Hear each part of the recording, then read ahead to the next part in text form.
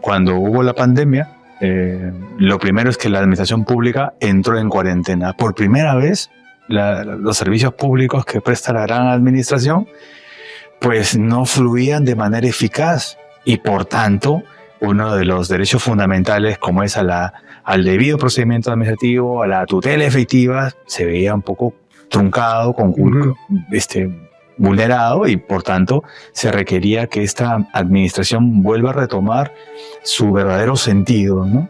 Que es servir al ciudadano, bajo cualquier circunstancia, servir al ciudadano porque también de hecho es parte de un pacto social que tenemos.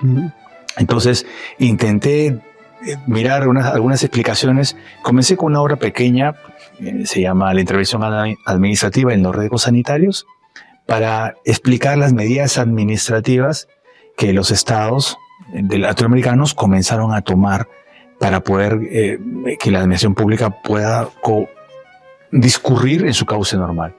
Entonces, ¿cuándo es que esto cambia? O sea, ¿qué es lo que pasa con la administración pública? ¿Es que no está pensando en la población vulnerable?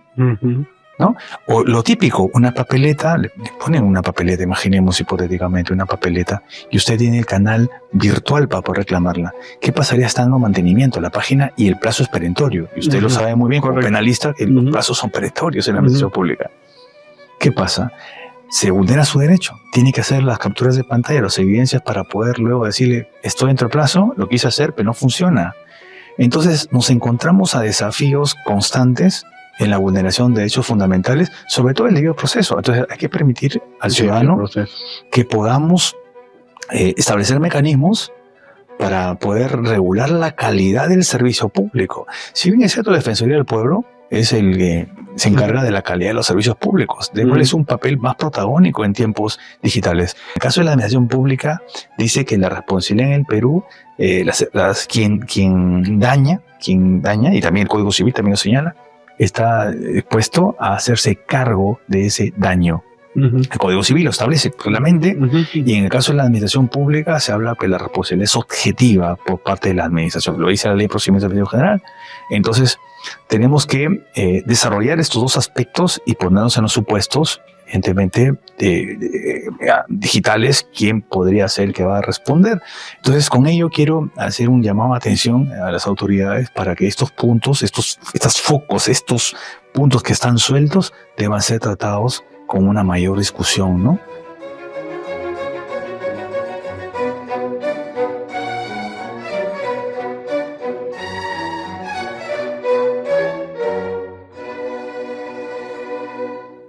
Hola, bienvenidos a un nuevo programa de la Tribuna de Gristley. Soy Hugo Mendoza y como ya saben, estamos todos los martes a partir de las 7 de la noche por todas las plataformas digitales por Gristley TV.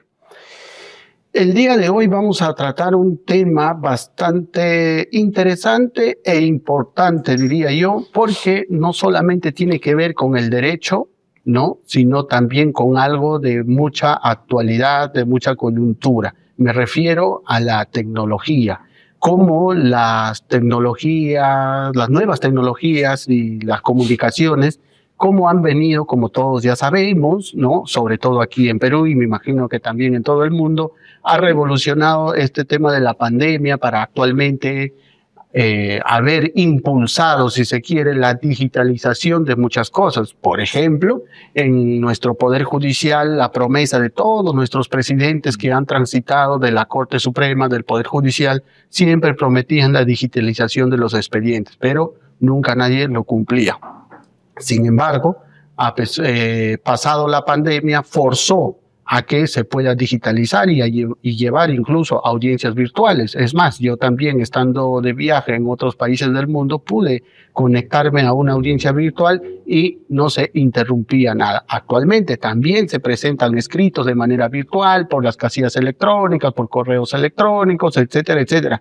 Antes, por ejemplo, poder presentar un documento, un escrito, un abogado que litiga el día a día en sus casos, tenía que si teníamos un caso en provincia, por decir un ejemplo, en Huancayo, en Apurímac, en Cusco, solo para presentar un escrito, para presentarte como abogado, tenías que viajar o incluso buscar un colega que te pueda ayudar a presentar el escrito, porque todo era físico. Actualmente uno litiga y puede presentar documentos sin ningún problema desde su despacho, desde su oficina. Este es un gran avance. Sí, porque ahorra tiempo y espacio, como también vamos a conversar el día de hoy con nuestro invitado. ¿Cuáles son esos avances?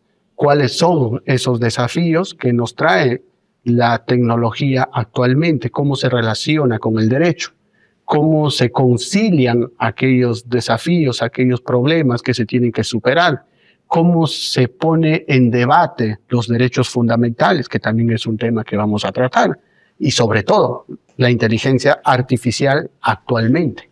¿Cómo se va a tratar? ¿Cómo está siendo tratado actualmente por el derecho? ¿Cómo se está empezando a mirar, a regular? ¿Qué se debe regular? ¿Qué no se debe regular? Y cómo seguir protegiendo los derechos fundamentales de todos los ciudadanos. Todo eso vamos a conversar el día de hoy con nuestro invitado especial, Mirko André Maldonado Meléndez, abogado y doctor en Derecho por la Universidad del País Vasco, España, máster en Ciencias Jurídicas por la Universidad Pompeu Fabra de España y con estudios de especialización en Derecho Administrativo Financiero en la Universidad de Salamanca y sobre todo experto en Derecho Digital por la Universidad de Málaga y presidente del Instituto Peruano de Buen Gobierno y Buena Administración. Además, que también vamos a aprovechar para hablar sobre su obra, ¿no? Que está próxima a ser o ver la luz, como se dice,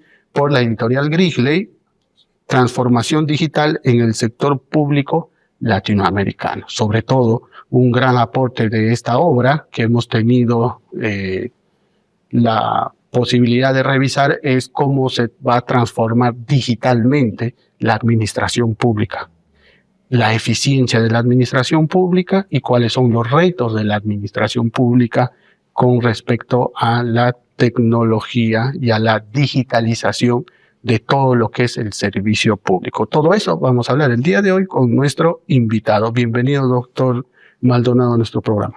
Muchas gracias, querido Hugo. Un saludo cordial a toda la audiencia que nos está viendo en este momento en esta casa, Grigley TV, y también un saludo cordial a todos los miembros del equipo de Grigley. Muchas gracias por la invitación. Bueno, más bien le agradecemos nosotros por haberse dado un espacio para poder estar aquí el día de hoy y poder compartir estos temas que realmente son de mucho interés, y le digo particularmente también, un poco adelantando, porque he podido investigar, probablemente no quizás como usted lo ha profundizado en la materia en lo que es la digitalización, la tecnología, sino desde el aspecto del punto de vista penal, ¿no? Porque yo soy penalista y estoy trabajando en un libro sobre las bases de una teoría del delito en base a los ciberdelitos, la ciberdelincuencia.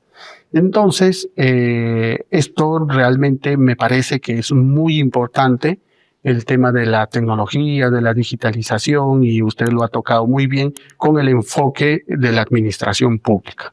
Dicho eso, yo le pregunto, como ya tenemos costumbre en nuestro espacio, para que nuestra audiencia pueda un poco entender y un poco también despertar el interés de ellos en la obra, ¿qué es lo que lo motivó para poder escribir esta obra que está próxima a lanzarse por la editorial Grigley? Muchas gracias. Qué importante y pertinente la pregunta que me hace, ¿no? En principio, pienso que los juristas tenemos una responsabilidad y un reto muy grande, ¿no? Intentar dar respuestas desde el punto de vista del derecho a la sociedad y sobre todo a las transformaciones que nuestra sociedad viene experimentando. Eso fue lo primero que me llamó la atención. Cuando hubo la pandemia, lo primero es que la administración pública entró en cuarentena. Por primera vez, los servicios públicos que presta la gran administración, pues no fluían de manera eficaz, y por tanto, uno de los derechos fundamentales, como es al debido procedimiento administrativo, a la tutela efectiva, se veía un poco truncado, vulnerado y por tanto se requería que esta administración vuelva a retomar su verdadero sentido, ¿no? Que es servir al ciudadano, bajo cualquier circunstancia, servir al ciudadano, porque también de hecho es parte de un pacto social que tenemos. Entonces intenté mirar algunas explicaciones. Comencé con una obra pequeña, se llama La intervención administrativa en los riesgos sanitarios, para explicar las medidas administrativas que los estados latinoamericanos comenzaron a tomar para poder que la administración pública pueda discurrir en su cauce normal. Y entre ellos encontré una resolución, ¿no?, en este caso, que permitía excepcionalmente que las audiencias sean virtuales. Entonces me preguntaba, ¿y la inmediatez dónde queda? ¿No?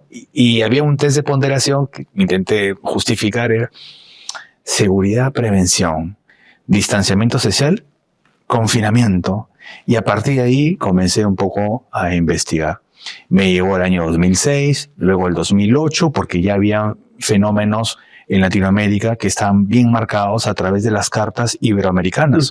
De hecho, una de las primeras cartas iberoamericanas que realiza cada encuentro el CLAT establecía el deber de relacionarse, el deber fundamental que tiene la administración en relacionarse con el ciudadano y el derecho fundamental también del ciudadano a poder relacionarse con la administración pública si así lo quiere. Si así lo quiere, no por defecto, no ipso facto, así, sino así lo quiere, garantizándose la libertad del individuo. Muy bien, esto luego va hacia el 2013 y comienza a discurrir una serie de acontecimientos, pero es hasta la pandemia que en realidad se ve ya obligado y lanza un primer pistoletazo para que la administración pública pueda establecerse de manera virtual. Eso fue la primera curiosidad, ¿no? Un poco de curiosidad para poder entender los fenómenos sociales y, en segundo lugar, investigar con rigor desde los orígenes, ¿no? Esto viene siendo tratado en Estados Unidos hace mucho tiempo, realmente, mucho tiempo.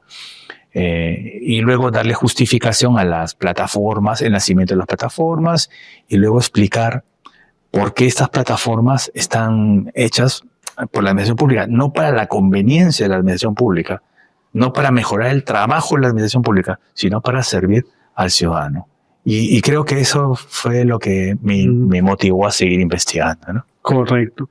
Ahora, hay un tema que también se baraja, se estudia sobre la confrontación de la digitalización, ¿no?, de todo este tema de la virtualidad, la digitalización, la eficacia en el servicio de la administración pública frente a los derechos fundamentales, ¿no?, la protección y garantía de los derechos fundamentales. ¿Cómo ha visto y ha tratado en el libro, cómo lo ve usted esa confrontación? ¿Existe una confrontación? ¿No existe es una aparente confrontación? ¿Qué es lo que ha podido usted identificar en ese análisis? Una pregunta muy importante, Hugo, y es muy difícil también de explicar. En principio, la digitalización es parte de un proceso grande, que es la transformación digital. La digitalización, para marcar un concepto clave que está en el libro, es el proceso que permite el trasvase del papel a un aspecto digital del PDF. Solamente para poder, básicamente, algo muy pequeño. Pero el proceso de transformación digital es algo más paradigmático, es algo más grande, implica un cambio revolucionario en la forma de concebir el Estado, agregándole valor público y testeando o co-creando los procesos frente al ciudadano. Es decir, cambiamos de un enfoque menor, que es para facilitar el trabajo de la administración pública, pero también pasamos a un aspecto medular que tiene que ver con un cambio de paradigma, cambio social. ¿Qué implica? Bueno, cambia la cosmovisión, porque le tengo que preguntar al ciudadano si el servicio que yo le presto es eficiente. Cambio el enfoque tradicional a un enfoque ciudadano-céntrico. ¿Qué implica el enfoque ciudadano-céntrico? Bueno, implica que el ciudadano es el que reclama mayor celeridad y sobre todo satisfacción, inmediatez. Necesita que su procedimiento administrativo sea predecible, sea trazable, tenga una explicación basada en derecho, una fundamentación. Implica también que el ciudadano pueda reservarse el derecho a no ser digital. Es decir, si yo pertenezco a una minoría y no me es amigable la plataforma, puedo hacerlo de manera presencial. Y es algo que aún el Estado le cuesta un poco entender. No todos los procedimientos administrativos en las plataformas tienen que ser digitales. También pueden haber procedimientos en los cuales necesito ser atendido por un humano, por una persona que me pueda dar una explicación sobre mi procedimiento, sobre mi caso. Entonces, lo que nos dice podría ser una respuesta o una propuesta para que se entienda mejor a algunas reacciones que uno tiene, no solamente porque también se habla de los entes públicos y también privados, ¿no? Sí. Y nosotros muchas veces nos chocamos tanto en el sector público como en el sector privado cuando quiero hacer un reclamo, porque como bien dice, y creo que a todos nos ha pasado, al común de los ciudadanos, que en algún momento no nos es muy cómodo, por decirlo de alguna manera, el hacer un reclamo o querer realizar un trámite de manera digital o por el teléfono o por el bot y no sé qué, sino prefiero ir y presencialmente hacerlo. Y uno va... Qué importante. Y te dicen, no, eso lo tiene que hacer por la página o llamando, acá no lo atendemos. Y uno sale, pero si estoy aquí, ¿no? O sea, por Dios, atiéndeme, necesito. No, que el chat, que no lo hacemos. Y uno de verdad que sale totalmente fastidiado, insatisfecho, etcétera. Repito, no solo en el público, sino en el privado. Ahora usted nos dice que, claro, no nos pueden obligar a ser digitales. También el Estado no puede, porque estaría excluyendo a un segmento de la población, ¿no? A una minoría, por ejemplo. Y nos generaría un gran problema. Entonces, usted identificó bien ese problema. ¿Y cómo debería tratarse? Usted nos dice que debería también tenerse un espacio para la atención de soluciones de problemas de manera presencial y física. ¿Y qué pasa si es que no lo hay? ¿Cuáles serían las posibles causas, sanciones, cómo regular este aspecto cuando uno va a la administración pública o a un sector privado y no tienen la manera de satisfacer tu reclamo de manera física y te fuerzan a ir a lo digital? Bueno, de hecho, la Ley de Protección al Consumidor también faculta la posibilidad de establecer medidas, quejas, denuncias, para también frenar un poco el avance de la administración pública, ¿no? También tenemos el libro de reclamaciones, ¿no? Un caso concreto, usted me da razón.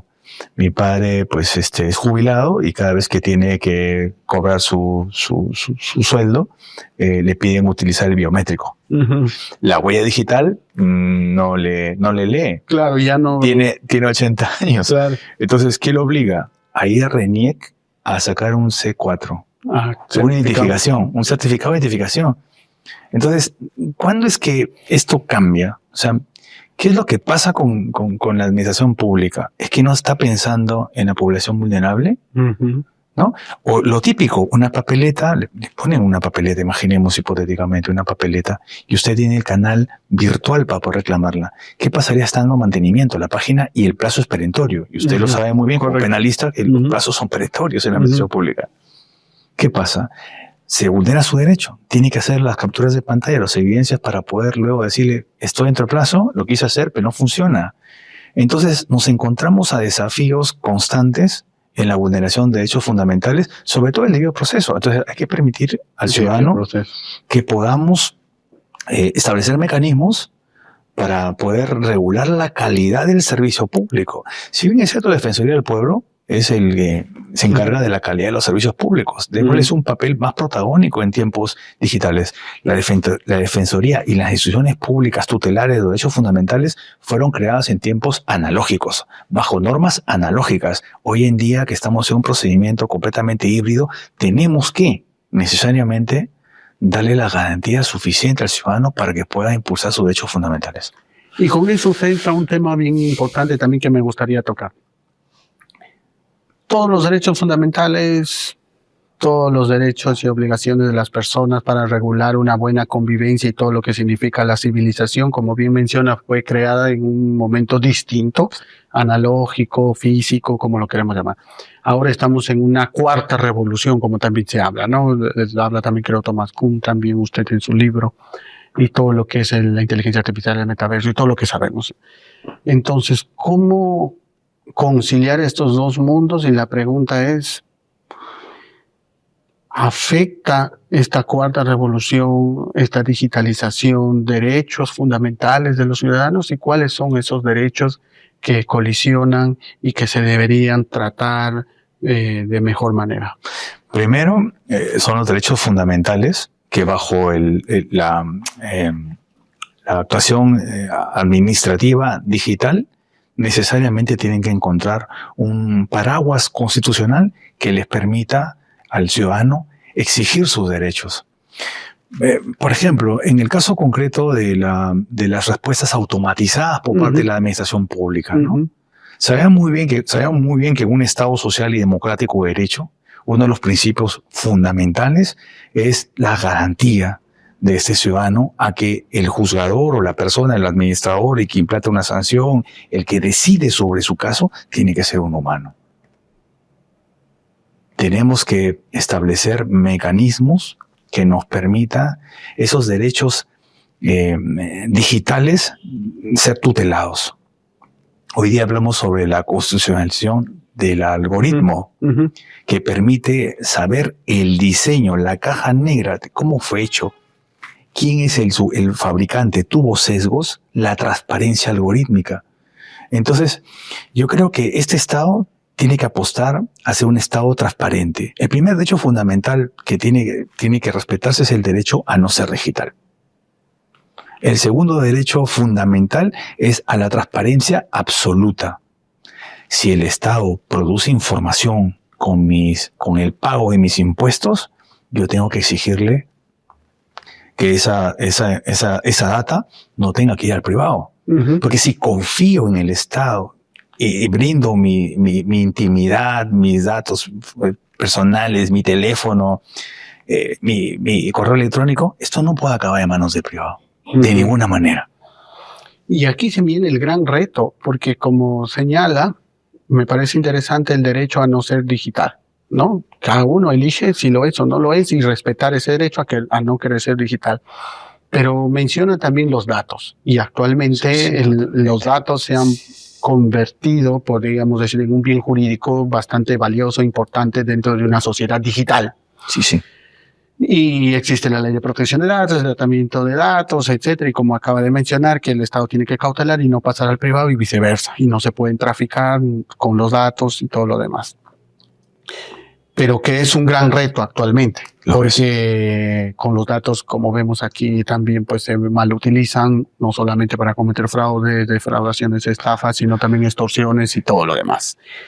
Sin embargo, en el tema también otro punto, y quería ahí también saber su opinión, y me surge por la cabeza la idea, la transparencia, ¿no? De los algoritmos, quién lo creó, tuvo o no tuvo sesgo.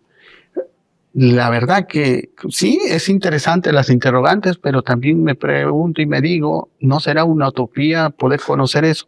Digo utopía porque cuando yo en la investigación que hacía de este libro, que ojalá se publique pronto, sobre unas bases para una teoría del ciberdelito, investigaba sobre el Internet, ¿no? También, porque hay un ciberespacio y hay Internet. ¿Quién controla el Internet? No se sabe. No hay una autoridad de control del Internet, por ejemplo, al quien exigir para saber y se termine con el anonimato y no se comete un ciberdelito o un delito X desde Rusia, pero finjo que estoy aquí en Huaral, cerca Perú, ¿no? Entonces, ¿cómo lograr regular, controlar eso, minimizar ese riesgo si cabe el término? Usted parte de un tema muy interesante también y largo de explicar y de hablar, y complicado también de tratar de hacerlo de manera sucinta.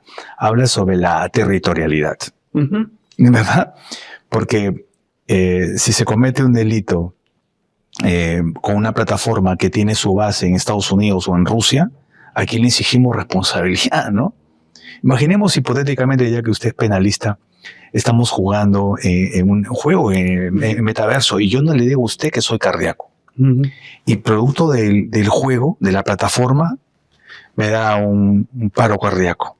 ¿Quién responde penalmente por esa muerte? ¿No? La plataforma.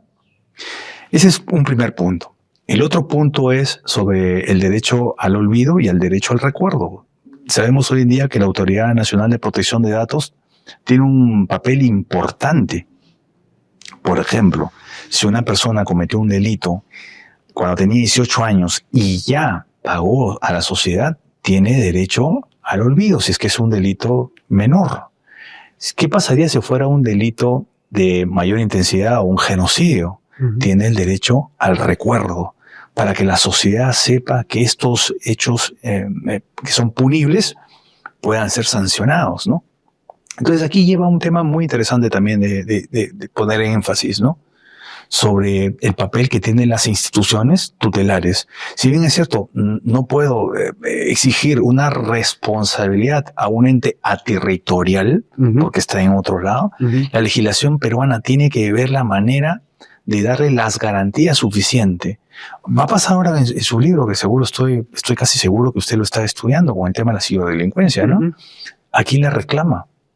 Si existe un delito en Uber, a la plataforma de Uber que está en Estados Unidos, al sujeto al peruano que maneja el aplicativo, el taxi.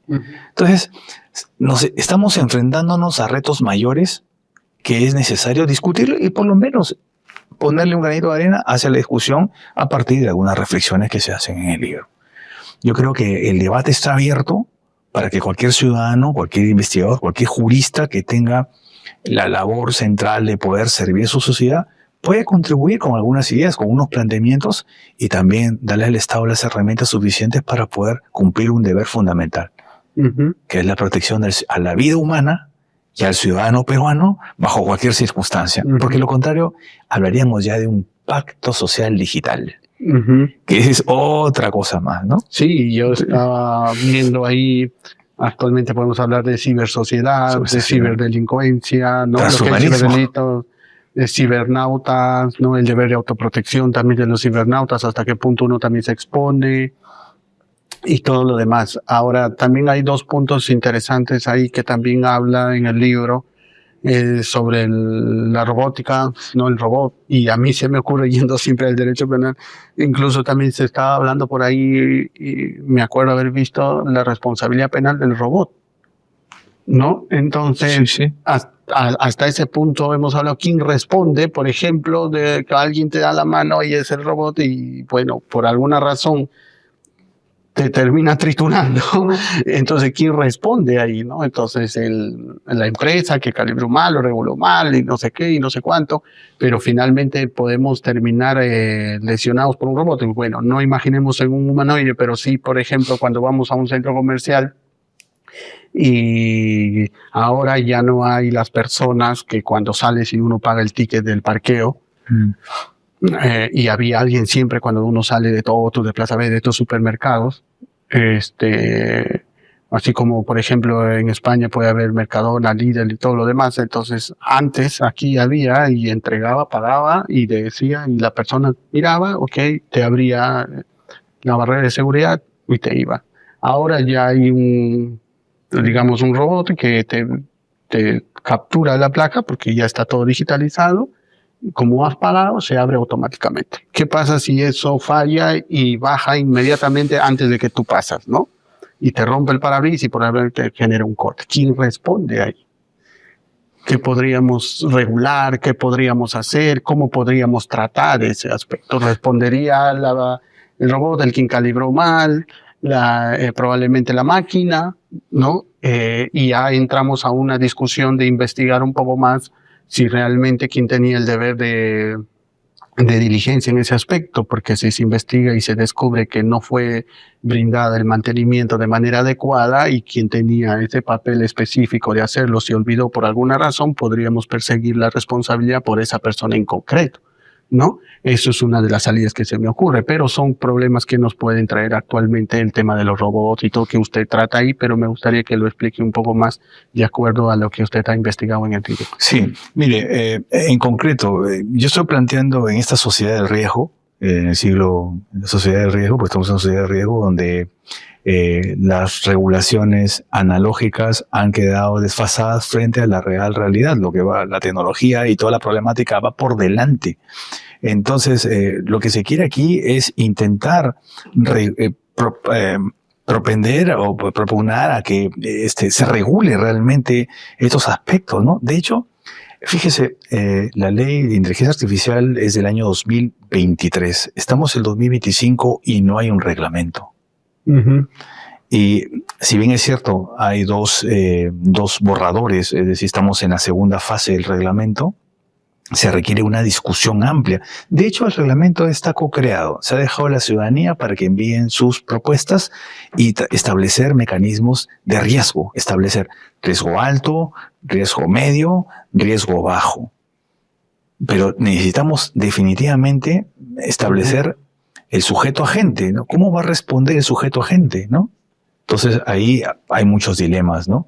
Unos dicen que es el desarrollador, otros dicen que es la persona jurídica que pone en uso, en este caso, al quien causa el daño, y si es la administración pública, ya la cosa cambia. Porque en el caso de la administración pública, dice que la responsabilidad en el Perú, quien daña, y también el Código Civil también lo señala, está dispuesto a hacerse cargo de ese daño. Uh-huh. El Código Civil lo establece claramente, y en el caso de la administración pública se habla que la responsabilidad es objetiva por parte de la administración, lo dice la Ley de Procedimientos de Administración General. Entonces, tenemos que desarrollar estos dos aspectos y ponernos en los supuestos, evidentemente, digitales, quién podría ser el que va a responder.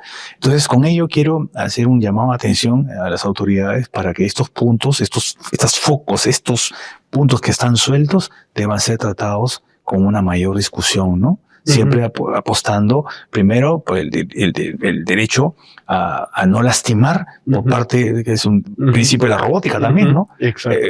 A no lastimar.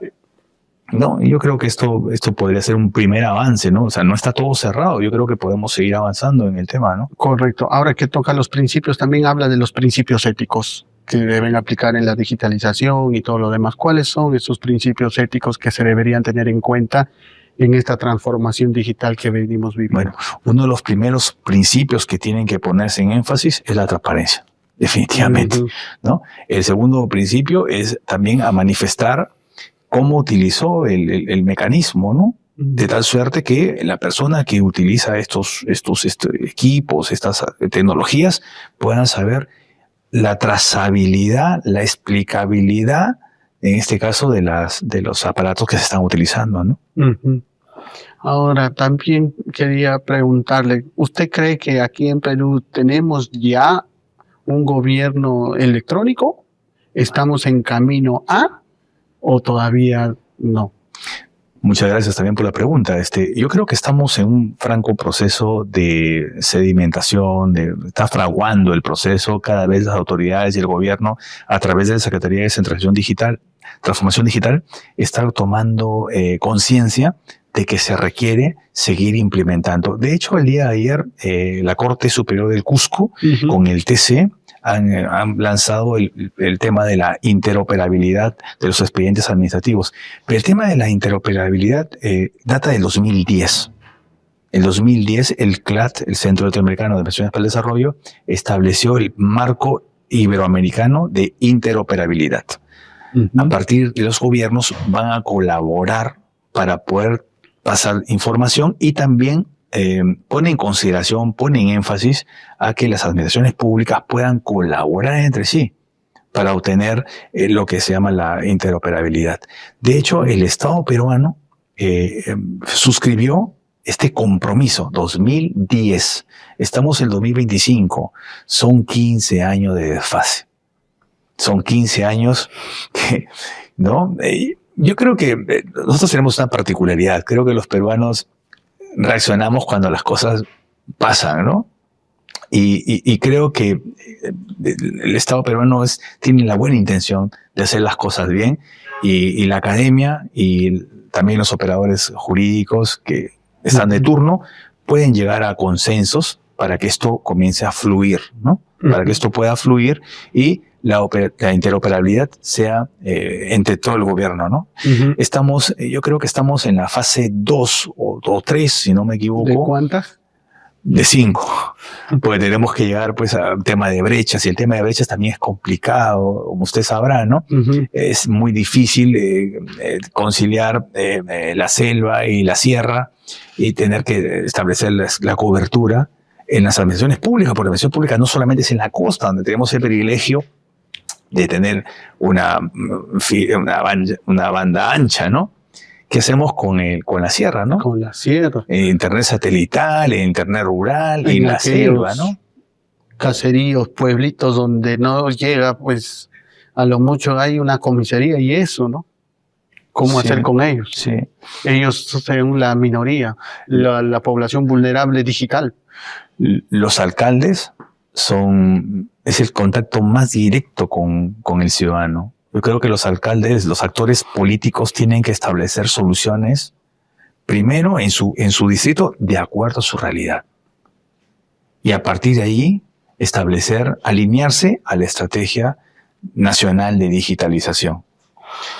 Ahora, los alcaldes también, es que todo parte de un tema de la educación también, ¿no? Y de que el Estado llegue a ese sector claramente durante largas y largas décadas olvidadas, y como bien acaba de señalar, probablemente esta transformación digital no esté llegando a ellos y las brechas de desigualdad cada vez se incrementan más, ¿no? Cada vez se incrementan más y solamente se está satisfaciendo una parte de la población, lamentablemente de la capital y de los departamentos que son capitales dentro del Perú, pero esos caseríos, esos pueblos más recónditos que sabemos que existen en nuestro país, no lo tienen. Entonces la brecha de desigualdad, lejos de aminorar, se está ampliando más con esto. ¿Cómo superar? Totalmente. Bueno, en principio los municipios, la ley de transformación digital, el plan de la Secretaría de Transformación Digital es a nivel descentralizado. Es decir, están obligados. El tema son los recursos, el tema es la educación, el tema también es la capacitación a los operadores jurídicos, ¿no? Yo creo que aquí lo que hay que hacer es que a partir de las experiencias en países vecinos, ¿no? Y explicando a los alcaldes que eso va a facilitar a la población, establecer mecanismos para capacitar, ¿no? Y la empresa privada también creo que es muy importante. Yo creo que es la más beneficiada que esto fluya. Sí. Porque hay empresas en la sierra, hay empresas en la selva. Entonces, establecer mecanismos de incentivos para que también se produzcan alfabetización digital. Exacto. ¿No? Mecanismos de incentivo para que ellos puedan poco a poco colaborar, ¿no? En esa alianza público-privada. Tenemos un rol subsidiario del Estado peruano. Entonces, estos mecanismos deben ir a apostar a que la iniciativa privada pueda permear en estos procesos de cambio, ¿no? Claro. De la mano con los alcaldes, ¿no? Claro, y sobre todo también, por ejemplo, uno de los grandes retos y de los grandes desafíos en el tema de las cajas que nosotros tenemos aquí. El año pasado asistí a un evento del Summit 2024, donde es una convención donde aglomeran a todas las cajas municipales a nivel nacional. Y en las conferencias uno de los grandes desafíos era, pues, cada vez su preocupación es cómo llevar la billetera digital y toda la digitalización financiera o bancaria a esos lugares donde no se llega, ¿no? Capacitaciones, sensibilización, formación y todo para que ellos también tengan pues su app, el Yape, el PLIN, lo que conocen, poder tener más acceso. Porque claro, de lo contrario, se está excluyendo primero de la economía formal a un sector de la población y a la vez aumentando esa brecha de desigualdad, lo cual no se puede permitir, y ahí entraba pues las cajas y los bancos también un papel muy importante, ¿no? Totalmente de acuerdo con el análisis que usted hace. Las cajas, sabemos que por el tamaño del negocio, entran a los lugares donde, bueno, menos desfavorecidos, donde fomentan el ahorro, ¿no? Uh-huh. Pero fíjese que también tenemos que tener en cuenta de darles la posibilidad que ellos elijan. O sea, si bien es cierto, hay que capacitarlos con este tipo de tecnologías, también hay que dejarles la posibilidad de que ellos de manera voluntaria puedan querer o no tener una billetera. Justamente en uno de los artículos hablo sobre un futuro con billeteras, pero sin dinero, que es el dinero digital. Y otra cuestión importante, y usted como penalista me da razón, ¿no? Hay una cierta desconfianza aún con el dinero electrónico. Sí, aún sí hay muchas personas, desconfianza, aunque ¿no? ya también muchos han entrado, hay personas de muy mayores que ya familiarizaban, pero hay muchos que todavía desconfían. Pero la banca, el empresariado y las cajas están haciendo una labor interesante con sus billeteras electrónicas. Sí, claro. Porque permiten, en esa campaña de poder ganar más adeptos, lo que hacen es que la gente se interese y pregunte, ¿y cómo es esto? ¿Y cómo lo hago? ¿Y hasta cuándo puedo sacar, no? El asunto sería que nos pongamos con el tema del billete electrónico obligatorio y la gente diga un momentito, ¿pero por qué no? Otro de los mecanismos importantes es la ciberseguridad de las cajas, claro. Porque claro, el cliente, el usuario, mete su dinero en la confianza de que va a poder retirarlo. ¿Cuáles son sus protocolos? ¿Cuáles son sus protocolos, no? Hemos tenido un caso de un banco importante aquí en Perú recientemente que ha sido sujeto de extorsión y yo le decía como penalista, ¿cómo no? La extorsión antes pensada de manera convencional, una amenaza a la integridad física, violenta, y ahora hay amenaza. Y bueno, a ver, en una extorsión convencional lo que te genera el temor es psicológico primero y por eso uno cede.